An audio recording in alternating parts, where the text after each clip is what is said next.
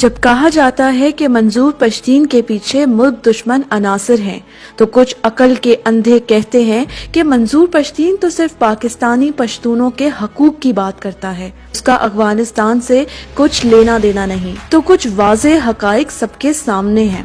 جواب دیا جائے کہ یہ پی ٹی ایم کی نئی ایپلیکیشن افغانستان سے کیوں چلائی جا رہی ہے؟ پشتون موومنٹ کا فیس بک پیج انڈیا سے کیوں آپریٹ ہوتا ہے؟ پشتون تحفظ موومنٹ کی آفیشیل ویب سائٹ انڈیا کے شہر ممبئی سے کیوں چلائی جاتی ہے؟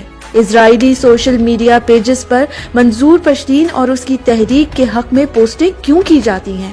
منظور پشتین اور اس کے لیڈروں کا ایجنڈا پشتونوں کے حقوق کی نہیں بلکہ پاک فوج کی تذلیل کرنا ہے۔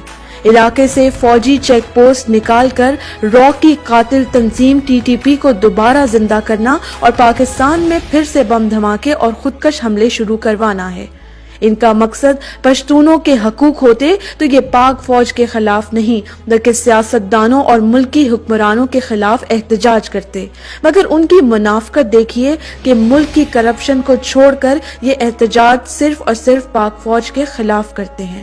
فیس بک پیج ان کا انڈیا سے ہندوستانی را چلاتی ہے، ٹویٹر اکاؤنٹ امریکن سی آئی اے چلاتی ہے، جلسوں میں آنے والے امریکی ایجنڈے پر کام کرنے والی این جی اوز افغان مہاجرین کے خاندانوں کو ہزاروں روپے نقدی دیتی ہیں۔ ان کا موقف امریکہ کا میڈیا ہمیں سمجھاتا ہے۔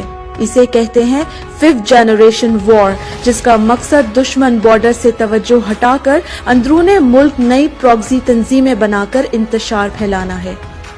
پاک فوج نے اس ملک کی حفاظت کے لیے ہر قربانی دی ہے اور آج افواج پاکستان کے خلاف ہونے والے اس محاذ میں بحیثیت قوم اس تنظیم کے ناپاک عزائم کو بے نقاب کرنا ہر پاکستانی کا فرض ہے، کیونکہ ہر پاکستانی رد الفساد کا سپاہی ہے۔